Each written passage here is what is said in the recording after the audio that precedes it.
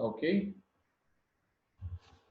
Então, vamos lá. Continuando. Então, a letra A, a característica da letra A que está descrita é a expansão clonal.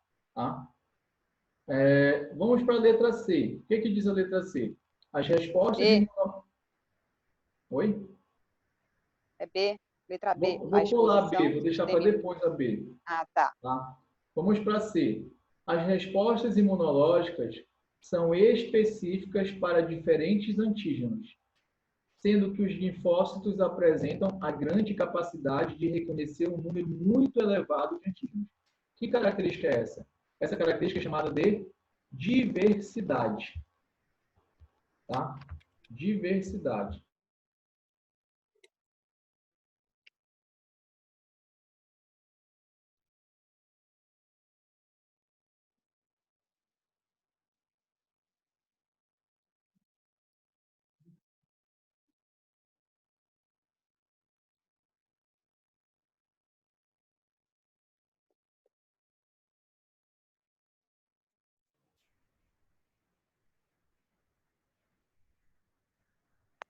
Vocês estão aí ainda? Vocês estão escutando? Agora sim. Ah, ok. Então, a letra C, ela diz respeito à diversidade. Então, quando ele diz assim, que nós temos respostas específicas para diferentes antígenos, tá? Sendo que os linfócitos apresentam uma grande capacidade de reconhecer o número elevado de antígenos, tá? Então, foi aquilo que eu comentei ainda há pouco. Nós temos uma infinidade de linfócitos para diferentes antígenos, tá? Então, nós temos um repertório muito amplo de linfócitos, tá? Que vão reconhecer um repertório também muito amplo de antígenos, tá? Então, isso é diversidade, tá? Então, a letra C, vocês podem colocar aí do lado, diversidade.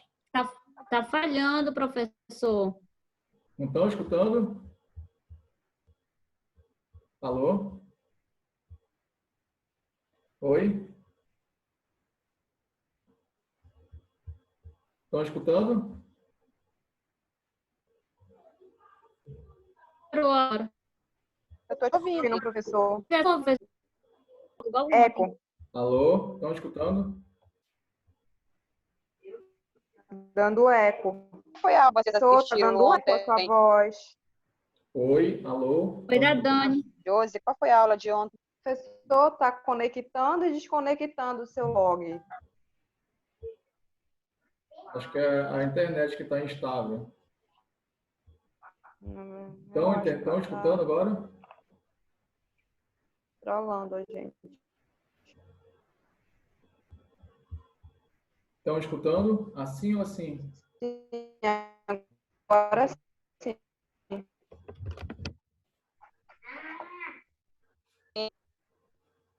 Alô? Escutando? Estou lhe escutando. A gente está lhe escutando. Ok. Sim. Então, a letra C é diversidade. Tá ok? Vamos para a letra D. O que diz a letra D? O sistema imunológico tem a capacidade de reconhecer antígenos estranhos. Esses antígenos estranhos são não próprios, tá? Responder e eliminá-los, enquanto não reagem de forma danosa aos antígenos do próprio organismo. Escutaram? Sim. Sim. Que característica é essa? Então, qual é a regra? Os nossos linfócitos, eles têm que responder, montar uma resposta a antígenos estranhos, que são os antígenos não próprios, tá? A partir do momento que eles reconhecem antígenos próprios do nosso corpo, isso vai desencadear o que a gente chama de doença autoimune. Exemplo, lúpus eritematoso, artrite reumatoide, psoríase, por aí vai. Temos vários, tá? Então, novamente, a regra é reconhece e monta uma resposta contra antígenos não próprios, estranhos. Se o antígeno for próprio, não reconhece, não monta a resposta. Se montar, uma doença autoimune. O nome dessa característica aí é não reatividade ao próprio. Não reatividade ao próprio. Ou seja, não reage a antígenos próprios. Tá certo? Letra E. Letra E. O que ela diz? Todas as respostas imunológicas diminuem com o passar do tempo, após estimulação antigênica, restaurando seu estado basal, denominado de hemostasia, homeostasia. Tá? O que é isso? Então, imagine a seguinte situação. A gente tem uma infecção bacteriana. Tá? Pergunto para vocês, o que vai acontecer com o nosso número de leucócitos? Vai aumentar ou diminuir? Diminuir. Sei lá, aumentar. Acho que vai aumentar. Vai aumentar, não é isso? Se a gente tem uma infecção, o número de leucócitos aumenta, É. né? Esses leucócitos fizeram uma contenção da infecção. Então, a infecção reduz, a gente se cura dessa infecção. Pergunto para vocês, o que vai acontecer com o número de leucócitos? Mantém alto ou diminui novamente? Quando Hein? o quê? Ele vai reduzir, né? Vai reduzir, Quando- não é isso? Então, quando olha só ele- olha o que aconteceu. Se temos a infecção, o número de leucócitos aumenta. A infecção foi controlada, o número de leucócitos volta ao normal, ao seu estado basal, né?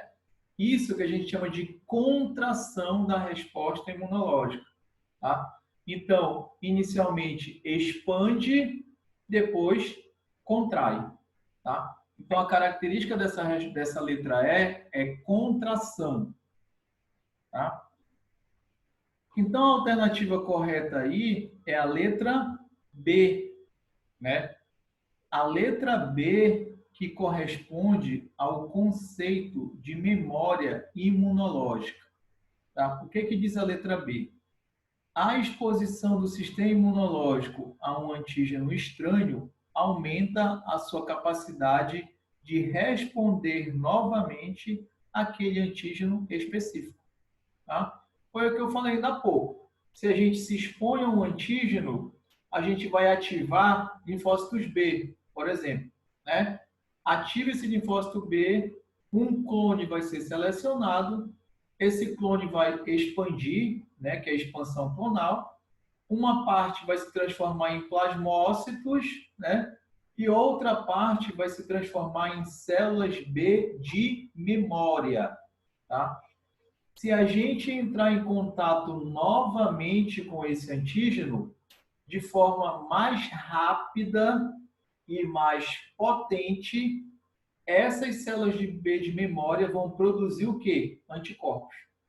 Tá? Então, elas produzem anticorpos de uma forma mais rápida e uma maior concentração desses anticorpos.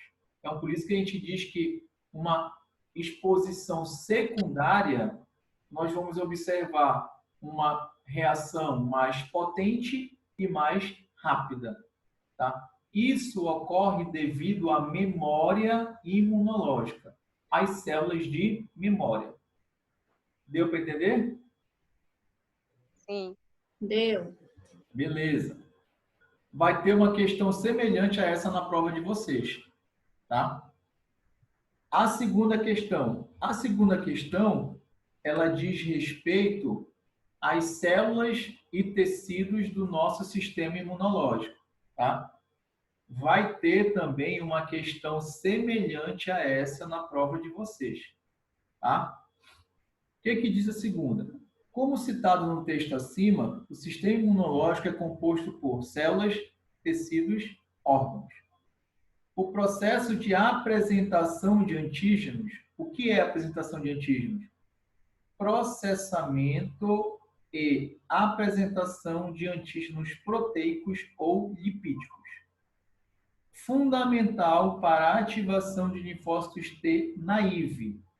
Ocorre em qual órgão linfóide? Marque a alternativa correta. Essa segunda questão, ela diz respeito à nossa segunda aula, que eu falei sobre as células e tecidos do nosso sistema imunológico. As células são os nossos leucócitos, né? Eu falei de mastócito, basófilo, eosinófilo, neutrófilo, macrófago, células dendríticas, células henicais, né? E eu falei também para vocês sobre os órgãos linfóides. Lembra que eu disse que nós temos órgãos linfóides secundários e órgãos linfóides primários, né? Primário. Quais são os primários? Medula óssea e timo. Exatamente, medula óssea e timo. Quais são os secundários? Linfonodos e o baço. Linfonodos e baço, né? Quando eu falo de medula óssea, qual é a função da medula óssea? Ela vai produzir e maturar linfócitos B, tá? Linfócitos B. E quando eu falo em timo, no timo vai ocorrer a maturação de linfócitos T, ó, linfócitos T, tá? Fica até fácil, timo, linfócitos T, tá? E os órgãos linfóides secundários? O que vai acontecer nos órgãos linfóides secundários? O processo de apresentação de antígenos. Lembra? Pergunto para vocês, nós temos muito ou poucos linfócitos circulando no nosso sangue, comparado com os outros leucócitos? Que são os linfonodos, linfócitos, não. Não. Passa a pergunta. De novo, Se eu for comparar São o número muitos, de, né? Se eu for comparar o número de linfócitos com os outros leucócitos, eu tenho muito ou pouco linfócito? deveria Acho que ter tem muito, muito. né? Tem pouco. É Eu só não sei. vocês pegarem um hemograma. Pega o hemograma que vocês vão lá no valor de referência. Vocês vão ver que tem pouco linfócito. Imagine a seguinte situação. Porque leucócitos é o conjunto de células, né? Exatamente. Exatamente. O leucócito é o total. Tá? Então, imagine a seguinte situação. Um linfócito T ou B naive, ele tem que reconhecer o antígeno. Imaginem se isso fosse ao acaso. Vocês acham que esse encontro seria fácil ou difícil?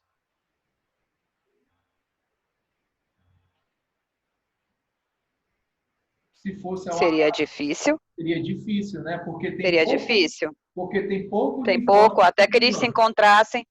Exatamente, esse é o raciocínio. O que a natureza sabiamente fez? Ela desloca para os órgãos linfóides secundários os linfócitos. E lá nesses órgãos ocorre o quê? A apresentação do... A apresentação. Isso. Então, nos órgãos linfóides secundários ocorre a apresentação do antígeno. Quem que apresenta o antígeno? As células apresentadoras de antígeno. Antígeno. Deu para entender? Macrófagos e células dendríticas. Exatamente, muito Sim, bem. sim. Exatamente. Aí eu pergunto para vocês. Marque a alternativa correta. O que ele quer saber nessa segunda questão? Qual é o órgão dessas 5 alternativas que ocorre o processo de apresentação do antígeno ao linfócito T naive? O que vocês marcariam? Os linfonodos. Linfonodo. Muito bem, exatamente isso. Então, isso foi questão de prova. Veja que é bem fácil, bem simples. Medula óssea e timo, como eu falei para vocês, são órgãos linfóides primários, né? Fígado e rim nem entra. Eu só coloquei de forma aleatória. Nem tem nada a ver, nem fígado, nem rim. Então, só sobra o quê? Os linfonodos. Então, se, escuta o que eu vou falar. Se o antígeno invadir a circulação linfática, ele vai ser apresentado ao primeiro linfonodo dessa circulação, tá? Então, ele vai ser direcionado para os linfonodos, tá? Novamente, se o antígeno entrar no nosso corpo pela circulação linfática, ele vai ser direcionado até o linfonodo. Agora, se esse antígeno entrar pela circulação sanguínea, ele vai ser direcionado para qual órgão linfóide secundário? Seria o baço? O baço. É o baço, né? Exatamente. Então, circulação linfática, linfonodo, circulação sanguínea, baço. Então, tanto no baço quanto no linfonodo, vai ocorrer a apresentação do antígeno. Tá certo? É, Deu para entender essa questão? deu. Beleza. Vai ter uma semelhante a essa na prova também. Terceira. Terceira também vai ter uma semelhante a essa na prova de vocês. Bem semelhante mesmo, tá? A terceira, ela fala sobre os tipos de imunidade. Nós temos a imunidade ativa e a imunidade passiva. Passiva. Tá? Vamos lá. A imunidade protetora contra micro-organismos geralmente é induzida pela resposta do hospedeiro ao micro-organismo. Pessoal, talvez caia, porque são 40 minutos só. Tá? Se cair, eu vou mandar novamente um ID e novamente uma senha, tá? No grupo. Ok. Ok? Então, olha só, Ok. novamente. A imunidade protetora contra micro-organismos geralmente é induzida pela resposta do hospedeiro ao micro-organismo. A forma de imunidade que é induzida pela exposição a um antígeno é denominada imunidade ativa. Então, eu me expus ao antígeno, isso é imunidade ativa. Isso vai desencadear uma imunidade ativa, tá? Visto que o indivíduo imunizado desempenha um papel ativo na resposta ao antígeno. Marque a alternativa correspondente a um exemplo de imunidade ativa. Então, dessas 5 alternativas aí, 4 são imunidade passiva. Só uma que é ativa. Essa que eu quero que vocês marquem. Tá? Letra A. Transferência de anticorpos maternos durante a amamentação. Isso é imunidade ativa ou passiva? Passiva. Por quê? Porque a alimentação, no caso, o leite, no caso, já tem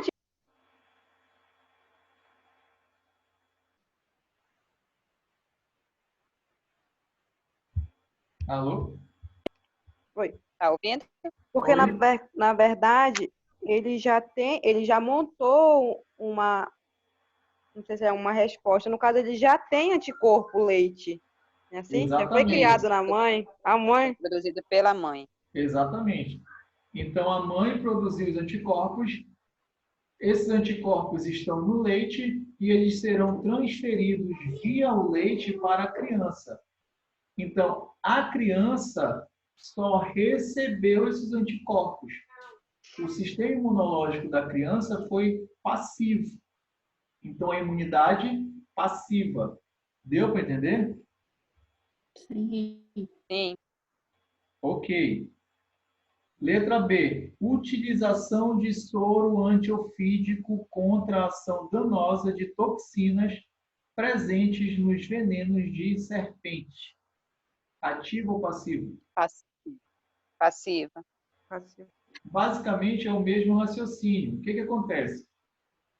No soro antiofídico, nós temos anticorpos específicos contra o veneno da cobra, contra a toxina presente no veneno da cobra. Tá? Aí sempre ressaltando, Esses anticorpos são específicos, tá? Especificidade. É importante isso, ressaltar isso, tá? Então, quando o indivíduo recebe o soro antiofídico, ele está recebendo o anticorpo contra a toxina, tá? Aí eu pergunto para vocês lembram da aula como é produzido esse soro antiofídico?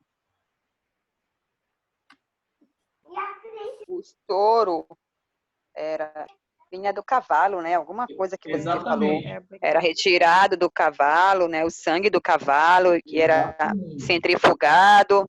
Exatamente. Pega-se uma dose não letal da toxina e injeta no cavalo.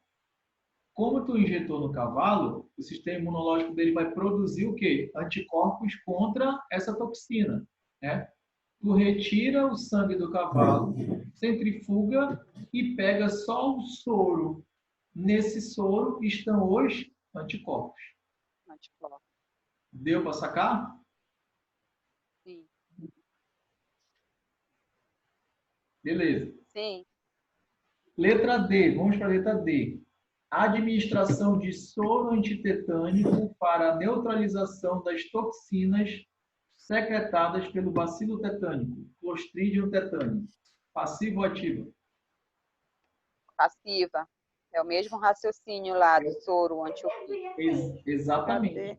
É o mesmo raciocínio. Então, ó, o soro antitetânico. O que tem no soro antitetânico? Anticorpos específicos contra a toxina produzida pelo Clostridium tetani, tá? Que é a bactéria que causa o tétano.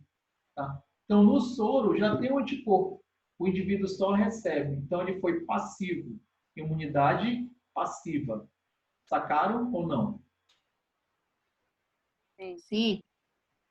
Então, só pode ser a letra C, né?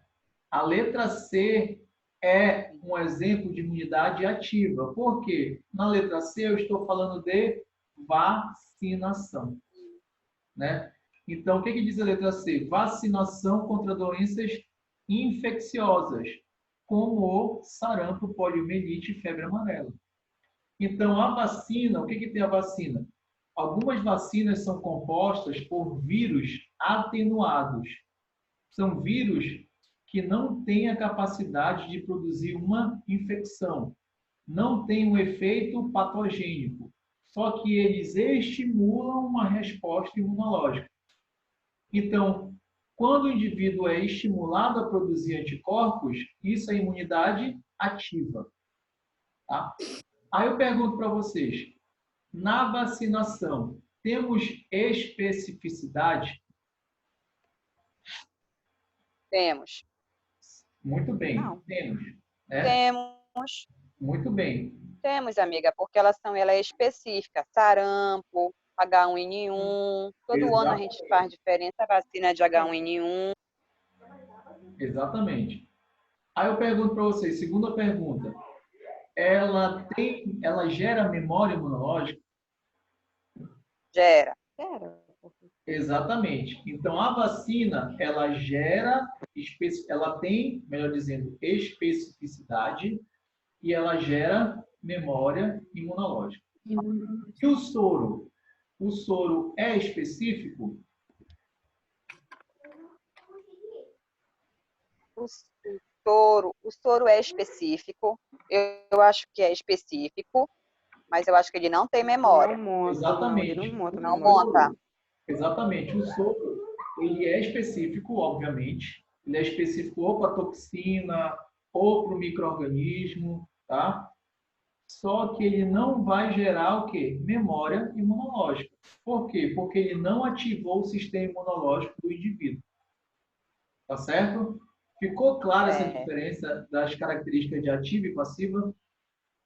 Beleza. Sim. Beleza.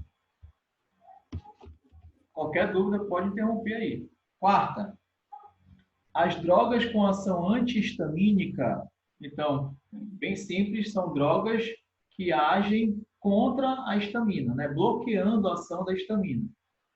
Estão entre as medicações mais comumente prescritas na prática dermatológica diária. tanto em adultos como em crianças. Desde que em 1953 demonstraram a capacidade dos antihistamínicos de inibirem a liberação da histamina, numerosos estudos in vitro e in vivo têm sido conduzidos para determinar se essas drogas possuem propriedades além da inibição dos efeitos da histamina, poderiam também contribuir na eficácia clínica do controle das doenças alérgicas. Tá? Então, ele está descrevendo essa questão aí, a utilização das drogas antihistamínicas, tá? Bloqueando a função da histamina, né? E a partir de então, eles começaram